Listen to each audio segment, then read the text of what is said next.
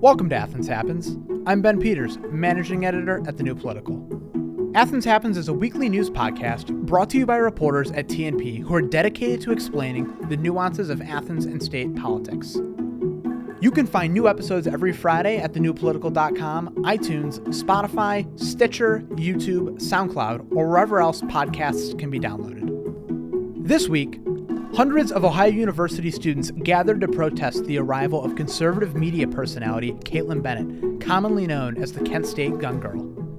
And a small group of people gathered to protest the opening of Democratic presidential candidate Michael Bloomberg's Athens campaign office. A quick correction from last week's episode. I said that Joel Newby, the Democrat running for Ohio's 15th congressional district, said that he swapped his position from favoring a expansion of Obamacare to Medicare for all, and he messaged me on Twitter after the fact to clarify that he has always been for single payer, but would like to codify pieces of Obamacare before you start to implement a single payer healthcare. So I'm sorry about that, Joel. Thank you very much for the correction. Hello, this is Athens Happens producer and editor Bo Kuhn. With me are editors Ben Peters and Sarah Donaldson, and we're going to talk about a recent event where Ohio University students ran Kaitlin Bennett off of campus. So Ben, you're the resident TNP Kaitlin Bennett expert. Who's Kaitlin Bennett? Yeah. So, I mean, quite frankly, I never thought that I was going to have to write another story about her again. I just thought that I didn't think the news cycle would ever call for it, but I was totally wrong. So Kaitlin Bennett is a graduate of Kent State University. And after she graduated, she posted a picture to Twitter of her with a semi-automatic rifle strapped across her back, saying something along the lines of, like, come and take it. And the photo went viral. And from there, she kind of became this viral conservative media personality who has only grown in popularity since then. I mean, back then it was just, things on Twitter, pictures of her, memes of her. I think the Washington Post wrote a quick story about her after that picture went viral. When did Ben Peters write a story about her? Yeah, so, after that happened, things kind of went dark for a little while with her. She was still present on social media. She was still, a conservative voice out there. But in 2018, so the fall of 2018, last fall, she kind of reemerged in Ohio at Kent State University doing a handful of things. And she was scheduled to have this gun rally there where she and a bunch of gun owners came to Kent State University and staged a march all around campus, all around town. I went to it to report it for the New Political. There were hundreds of police officers, armored police officers. There were protesters. Antifa was there. People were literally armed with loaded weapons. Antifa had baseball bats. Like, it was a hostile environment. No violence broke out or anything like that. But before this happened, I wrote a profile about her just to figure out who this person was. And I think that she is in line with a commentator who would fit in very well on Fox News. And I don't mean that as a pejorative. I think that is how she fits in ideologically in the conservative media space. She was on Fox News today. I was going to say she was on Fox and Friends this morning kind of talking about her experience at OU this week. But she was a contributor at InfoWars for a while. That was after you wrote that profile on her. So after that, she got hooked up with a contributor at InfoWars. Her name's Millie Weaver. I don't know very much about her. I just know that she kind of befriended Kaitlin, and Kaitlin went on to do some work for InfoWars, which is a highly controversial conservative media network run by Alex Jones. I'm sure most people have heard of him. And they're infamous, really, for spreading misinformation about and conspiracy theories about events like the Sandy Hook elementary school shooting, which, Alex Jones is in court right now for slander charges, essentially, of making things up about that. And he's been removed from most major internet publisher platforms and stuff. Twitter, YouTube, they've all booted him off the platform. So then, she's been making her rounds. She hosts this YouTube channel called Liberty Hangout, which she and her fiance do. They also have a website, and they basically, for the most part, I mean, they do other things, but they go around college campuses and provoke students. They ask them incendiary questions intended to elicit a strong emotional reaction from them. And she kind of prods them while doing it in hopes of getting a viral video out. And she's been viral. I'd say she goes viral like once a month on a regular basis. Especially recently. Yeah. So is that what she was here to do? Yeah, she was. She told me whenever we'll get to this, but I popped into the fray to ask her, what she's doing here. And she said that she came to Ohio University on Monday. It was Monday. It's been a long week. She came on Monday to film which was President's Day, to film a trivia video that she was going to, ask students questions about the holiday, presumably about presidents. And then upload it to her thing. And totally unannounced. The police had no idea she was coming. We had no idea she was coming. She just kind of showed up. I was sitting in my room on my couch, just like, I think I was doing homework, and my Slack started blowing up, and people were adding me. They're like, Ben. And I looked at him like, what could possibly be going on? I was actually the first TNP member on the scene. I just walked out of Baker, the university center, and she was there. Yeah. Well, it was so funny because like I was sitting outside kind of on College Green just reading and like getting ready for classes that I had the next day. And Bo, you had texted something, but at the same time someone walked past me and she was on the phone. She said, yes, it's Gun Girl. She's here. And I just like had this like gut feeling that I knew something like big like this was going to happen, especially because like I'm on Twitter a lot. I love Twitter, and like I follow a lot of OU students on Twitter naturally. And I think Caitlin Bennett was somewhere like maybe a week or two ago, and I just remember a ton of OU students tweeting like, imagine if she came to Athens, like we'd like, totally protest, like almost stuff that was like, haha, what if Caitlin Bennett came to Athens? And I just like, as soon as that text got sent and I heard that girl say that over the phone, I just like knew something big was going to happen.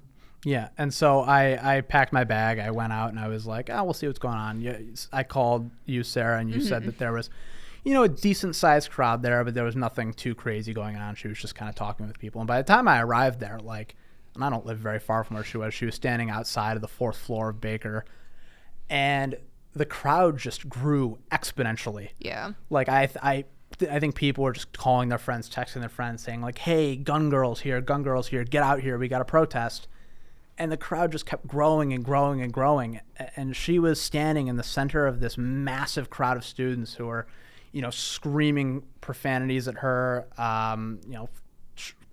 flipping her off, sticking the middle finger up. And I was like, oh, wow, this is something big. This is a major news event.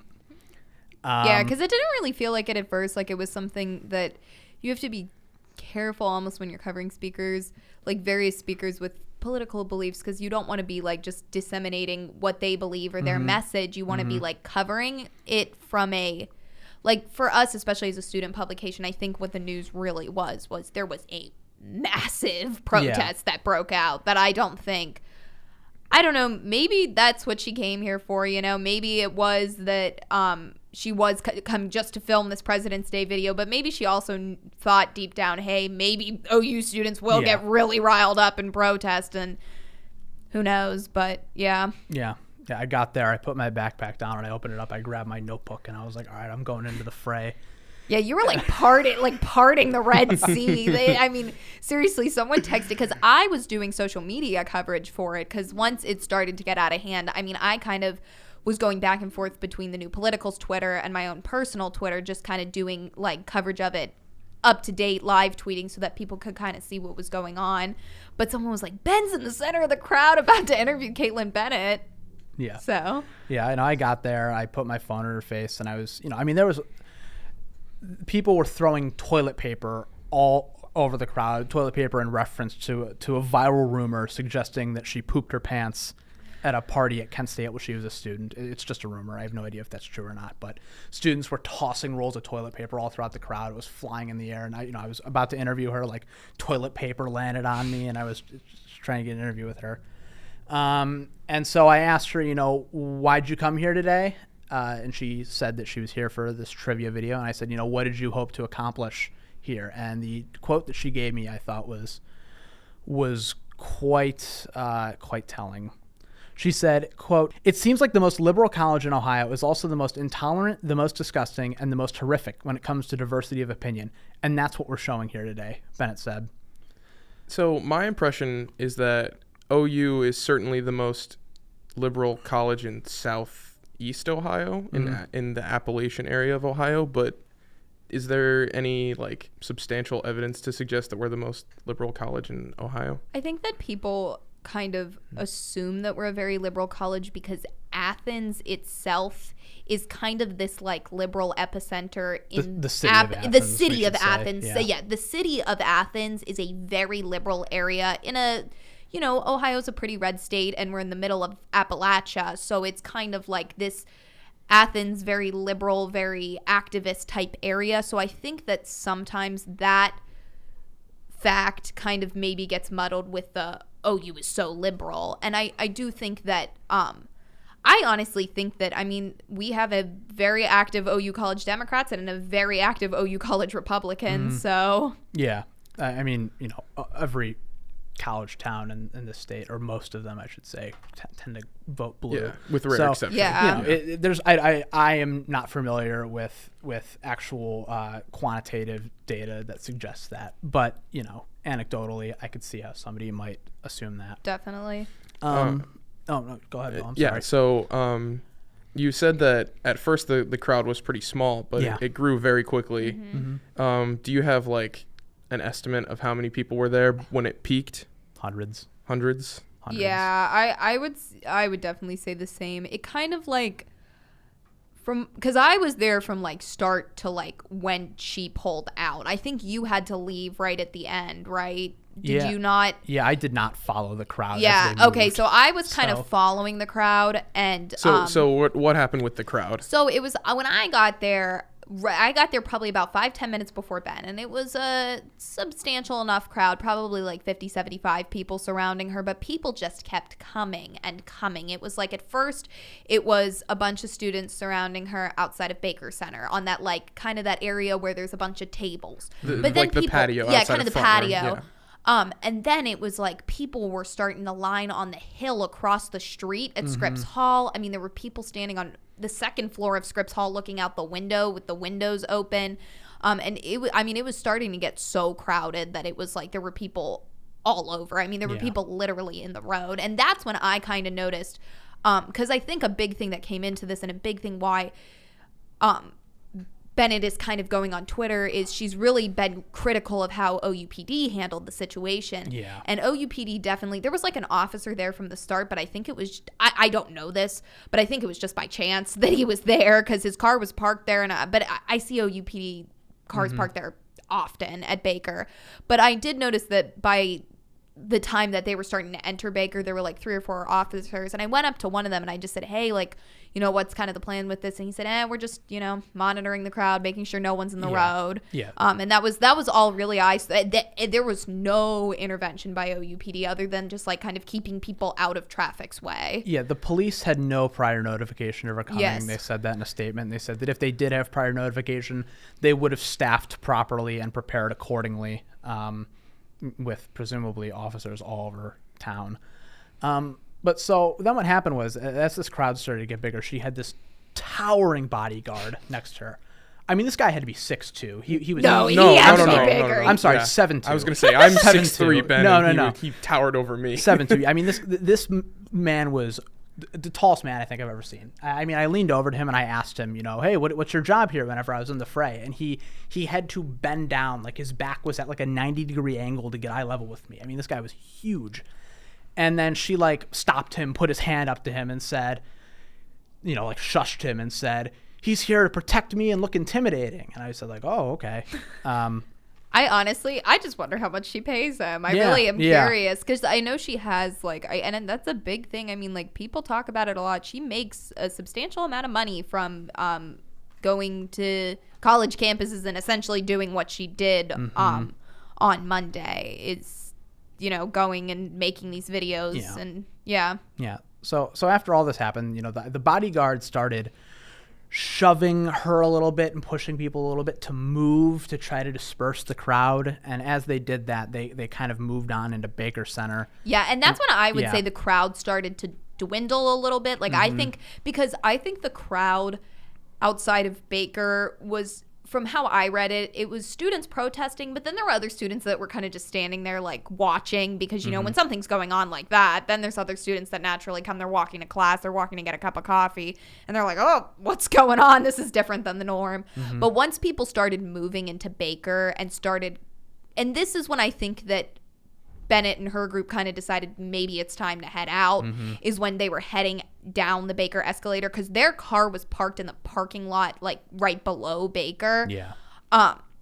That's when the crowd definitely started to go down. But I would say there were still at least 100, 200 people of following that group. So there were, because when you went into Baker, I mean, there were people on all 5 floors protesting. I mean, people were everywhere. The escalators were, like, completely flooded. It looked like Black Friday in the mall or something. It was just unreal. Like, there were people. I was watching, and this is the other thing.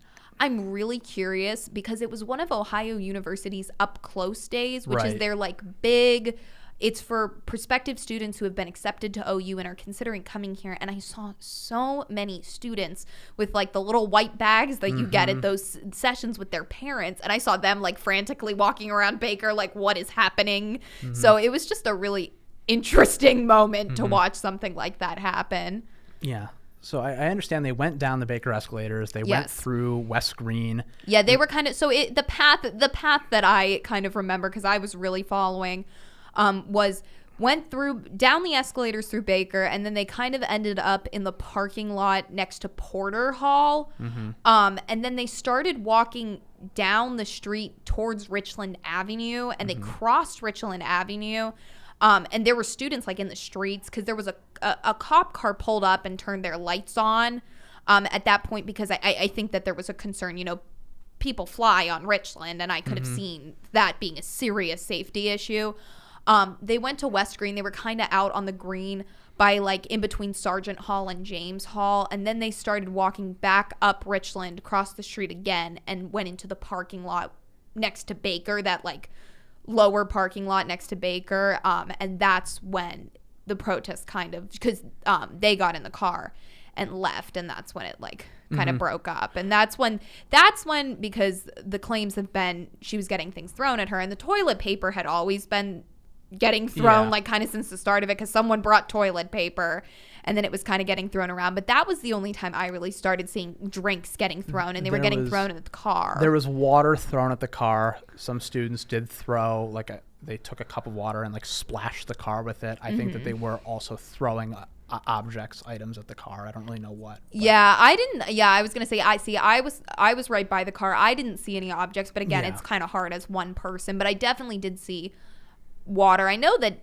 Bennett was claiming she had gotten hot coffee thrown at her. I don't know that was ever substantiated, because I have no idea about that. I was pretty close to her by the time they got to the bottom of Baker, because I was trying to get video on my phone, and I didn't see hot coffee get thrown. But again, I mean, when you're in that big of a crowd, it's like, who knows? Yeah. So that point there of people throwing things at her incited a lot of outrage among her and her base, and really just conservatives all across the country. Now that this is a national news story, they claim that it was a riot, that these OU students incited a riot and were, acting violently toward her. But the OU PD, hour or two after she left, released a statement saying that the incident did not rise to a level of a riot. There were no arrests or reports of injury or violence. So, that is really the crux of what has so many people enraged about this, is the way that she feels like she was mistreated on campus. Absolutely. I think something that I saw kind of on Twitter after the fact was, I don't know if you guys saw this, Tyler Buchanan, he's the former editor of the Athens Messenger, and I think this really does, like, from one's, like, the term riot was kind of getting thrown around, but I think in reference to, like, just kind of Ohio University's history, Tyler tweeted out, shortly after the Kent State shootings in 1970, Ohio University students literally firebombed a dining hall and caused $125,000 in damage. Monday, students threw toilet paper rolls, cups of water, and shouted loudly about diapers. So I did just think that was, like, something that's interesting to point out, because Ohio University does have this history of students kind of speaking their voices when they disagree with something. So I think that I just thought that tweet was something that was, like, kind of interesting.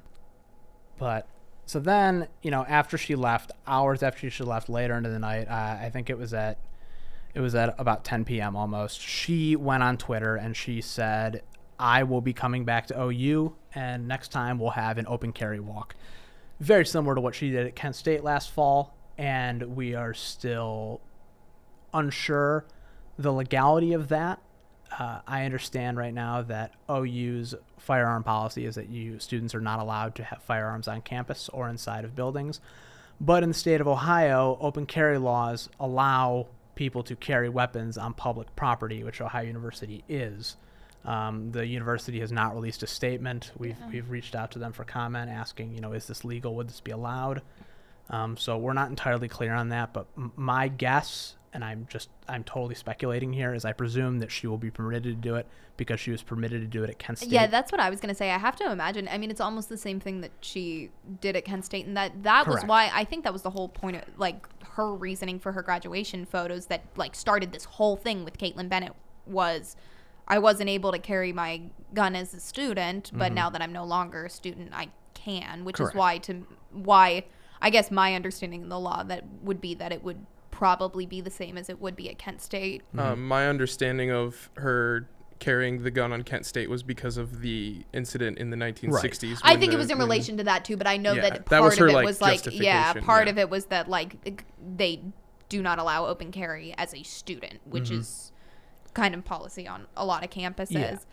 There also, the other thing I wanted to bring up in reference to this claim that she's going to come back, there's a Twitter account that came up that is, like, asking students to do, like, an OU, like, silent protest if she were to come back, which I thought was interesting because that's very different from what happened on Monday. Like, they're calling it an OU silent protest / die-in. So if Caitlin Bennett were to come back and you were to see Caitlin Bennett on campus and you were a part of this silent protest, you would just drop to the ground and act like you died in protest. And I think they were planning on silently doing it on College Green. So kind of interesting because that's, like, a total reversal of what happened on Monday in terms of forms of protesting something. Yeah.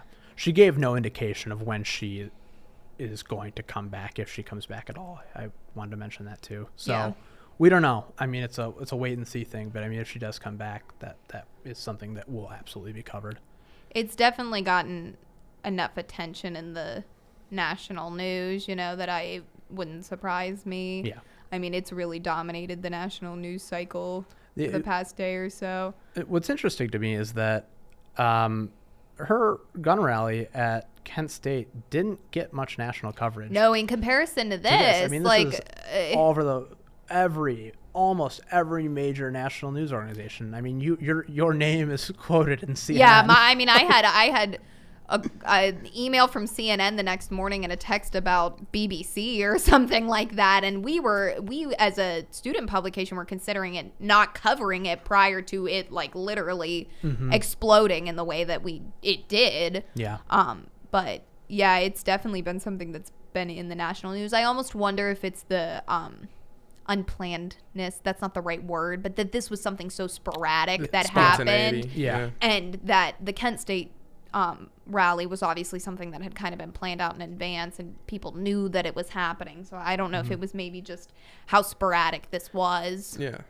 Final thought, I don't think we mentioned this, is that from the time she got here to the time that she and her cohort hopped in the car and left, It was like less than 2 hours. Yeah, literally less than 2 hours. They were in and out of campus like that. Oh, yeah. It was kind of insane. I couldn't believe it. I got there at 1:15, and I cannot imagine she had been there for longer than, 20 minutes, half an hour when I got there. And they were on their way in their orange truck driving off campus at 2:45. Yeah. So my impression was that right around the time that you arrived, it had been like maybe 10 minutes. Yeah, absolutely. Yeah, I mean, when I was at the Kent State gun rally, I mean, that went on all afternoon. I was there all day, standing around, marching around campus. Well, I wasn't marching, I was reporting, but I was walking around campus with these gun owners and these protesters for hours. And the fact that she was out of here in such a short amount of time, I thought was kind of incredible, really. Do you have anything else that you want to add? No, I don't think so. No, thank you so much, Bo, for standing in for me. Yeah, no problem. Yeah, thanks, Bo. It's weird to not just be a voice in the distance. We appreciate you a lot. Yeah, no problem. Up next, we're going to talk about the grand opening of Michael Bloomberg's Athens campaign office with staff writer Emily Zeiler. Hello, everyone. I'm Maggie Prosser, editor-in-chief here at The New Political. Each and every day, I work alongside reporters, editors, producers, and managers who put their heart and soul into the journalism we produce. Here at TNP, we have the honor to tell the stories of the residents of this small town we call home. We're looking for local businesses and other ventures to help us continue funding for our independent journalism, including the podcast you're listening to right now. TNP would love to advertise for you through our website, our biannual magazine, or right here on Athens Happens. If interested, please send an inquiry email to execedit@thenewpolitical.com for more details. We hope working together can support both your initiative and fuel TNP's strong, reliable, and essential journalism here in Athens.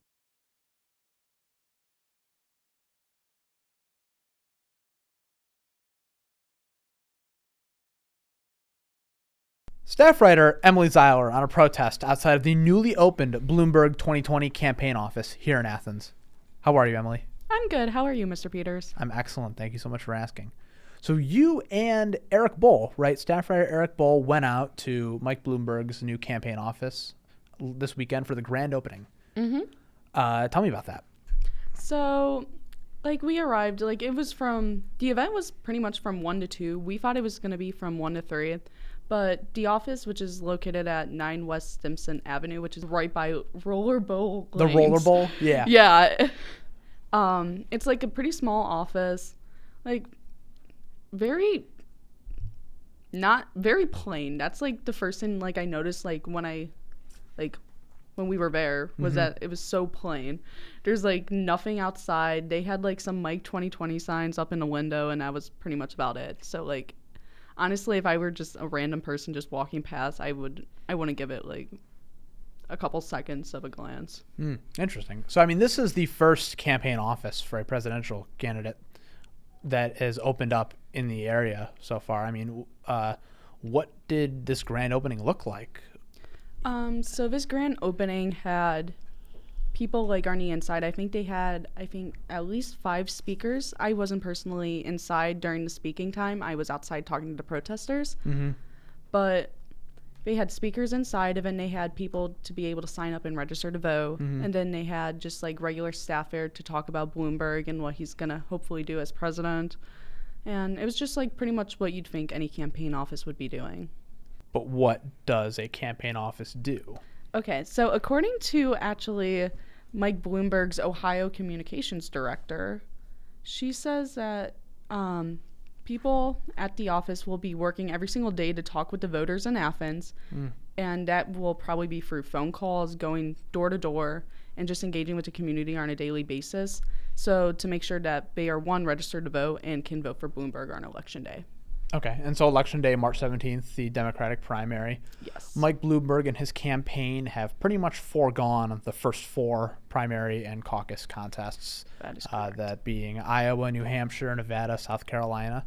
Nevada is going to be this Saturday, South Carolina next Saturday. But then after that is going to be Super Tuesday, which his campaign is hoping that they're going to have a big turnout that day, and they hope that Mike's going to perform well in states beyond Super Tuesday, which includes Ohio. So I'm curious, what What are they doing to try to mobilize voters in Athens to get excited about Mike Bloomberg? I think their main goal really is just to inform people, because Okay. that's like one of the biggest problems that I think America has, is the fact that people are not informed about like the candidates. So like being able to spread Bloomberg and his platform is like their biggest goal. So when the voters go in to vote, they see Bloomberg and like, oh, that's who I want as president. So. Interesting. Okay, so there were a handful of protesters outside who weren't too happy with the fact that Bloomberg opened this office here in town. What were they upset about? So there were 8 student protesters and 1 adult man that at least I witnessed there. And they had a variety of signs, and they were just like out there silently protesting Bloomberg and everything he pretty much stands for. That being? Well, a lot of the biggest problem that like I noticed when I was interviewing them was the fact that they believe that Bloomberg is a Republican running on a Democratic ticket.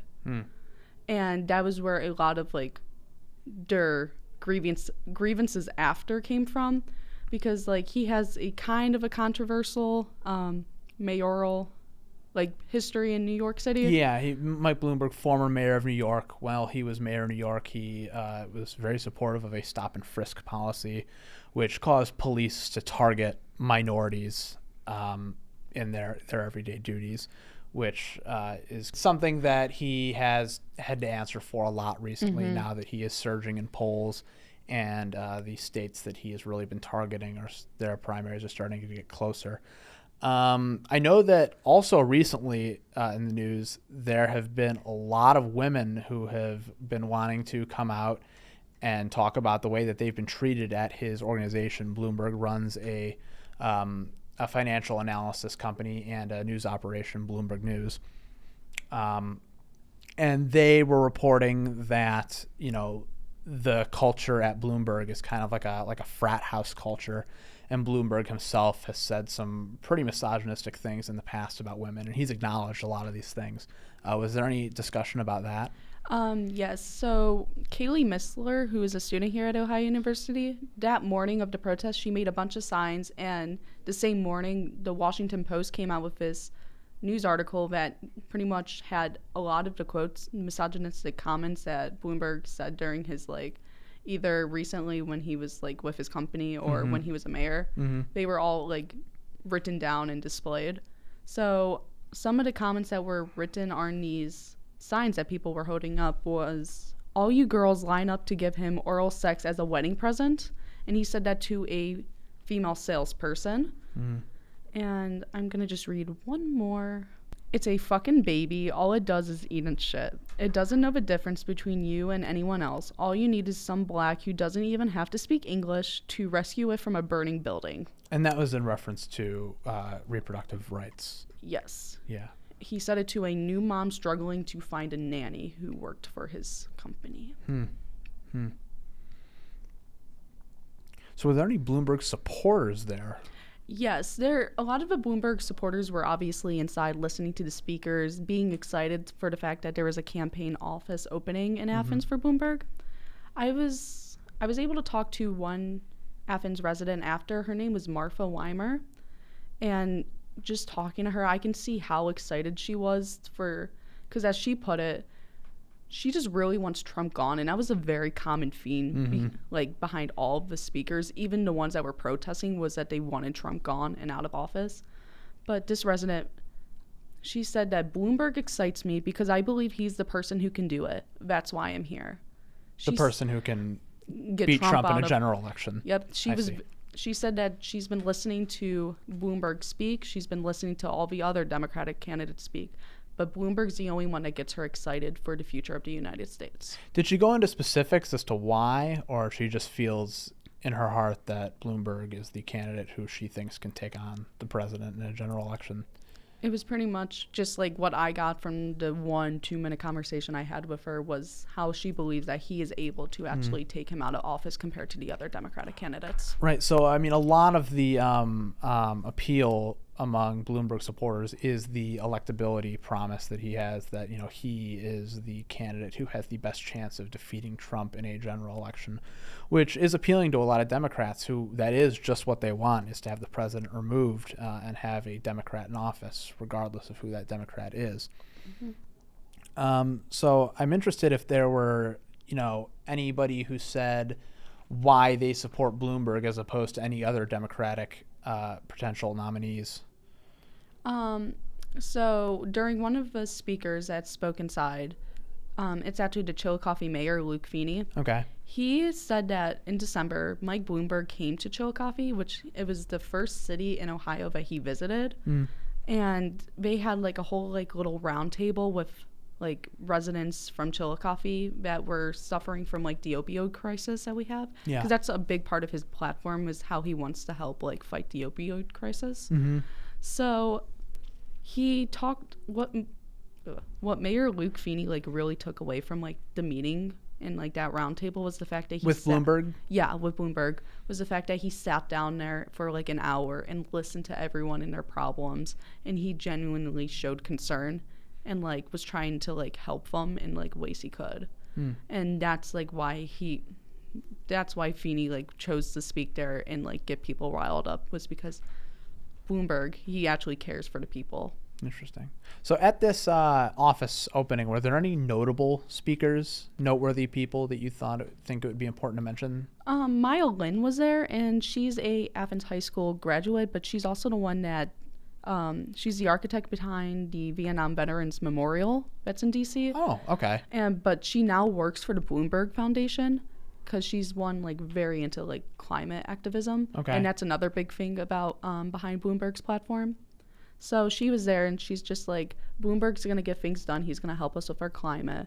But she was probably the most notable speaker there. Interesting. Definitely since it appealed, since she is an Athens native. Awesome. Was there anything else you'd like to add, Emily? I would actually like there's one quote that I was like talking to one of the protesters outside that just kind of stuck.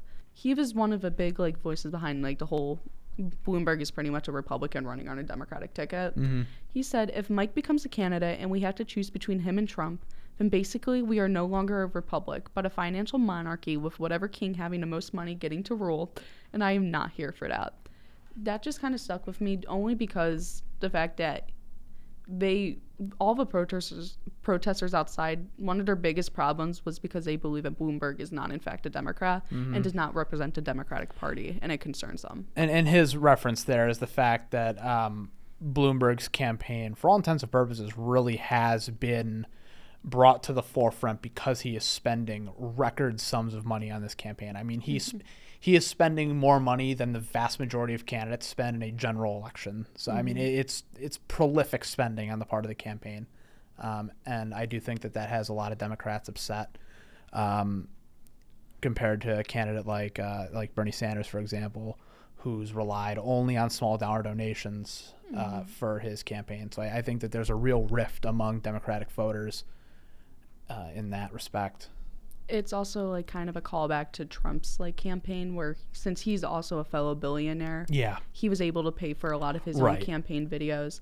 And Kaylee Missler, who I mentioned before, who like made all the signs, she made a comment about how Bloomberg is just buying democracy. So and he's buying the Democratic Party. Interesting. Okay, well, thank you so much, Ms. Zeiler. We appreciate it. And that wraps it up here on Athens Happens. Make sure to tune in every Friday for new episodes that shed light on the politics that impact all of our lives. Remember, you can find the show on iTunes, Spotify, Stitcher, SoundCloud, and on YouTube in a video podcast format. Don't forget to leave us ratings and reviews. Also, be sure to check out our website at thenewpolitical.com, where we regularly report stories on what really happens here in Athens, and follow at The New Political on social media. Thanks, guys. Have a great weekend.